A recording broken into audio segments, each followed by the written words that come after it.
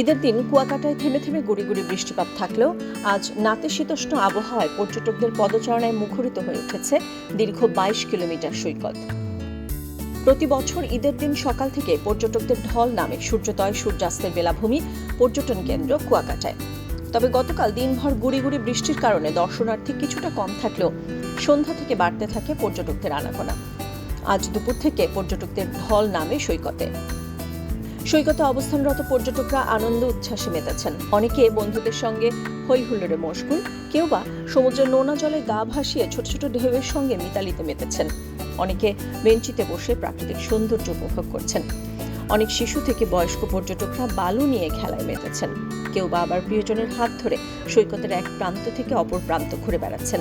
Water bike, motor bike ও ঘোড়ায় চড়ে বিভিন্ন দর্শনীয় স্থান ঘুরে দেখছেন কেউ কেউ। আমি অনেকদিন পরে কুয়াকাটা আসলাম, তো আমার সাগর বরাবরই খুব ভালো লাগে। অনেকদিন পড়াশোনার মাঝখানে ব্যস্ত থাকার পরে অনেকদিন পরে সাগরে আসলাম, খুব ভালো লাগতেছে। সাগর পাড়ে ঘুরলাম, ছবি টবি তুললাম, এখন বার্মিজ মার্কেটে এগুলা ঘুরবো। আমি আমার মা বাবা আর বোনের সাথে কুয়াকাটা ঘুরতে আসছি। এই কুয়াকাটা এই শহরটা অনেক সুন্দর, সমুদ্রের পাড়ে ঘুরতে আসছি, অনেক ভালো লাগতেছে আমাদের। এখানে এসে খুব ভালো লাগছে, যেহেতু আমার সাগর অনেক পছন্দ, সাগরের সাথে থাকতে মজাই লাগে। কুয়াকাটা আসা হলো, এর আগে কক্সবাজার যাওয়া হয়েছে, কুয়াকাটা কখনো আসা হয়নি। তো কুয়াকাটা এইবার প্রথমেই, কিন্তু তো ভালো লেগেছে কুয়াকাটা এসে। পুরো রমজান শূন্য থাকার পর এখন পর্যটকদের ভিড়ে মুখে হাসি ফুটেছে পর্যটন সংশ্লিষ্ট ব্যবসায়ীদের।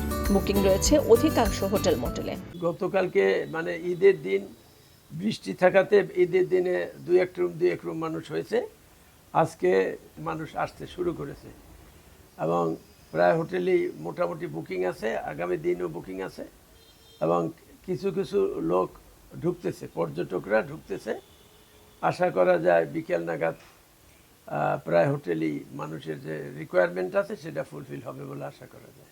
পর্যটকদের নিরাপত্তায় তৎপর রয়েছে আইন শৃঙ্খলা বাহিনীও।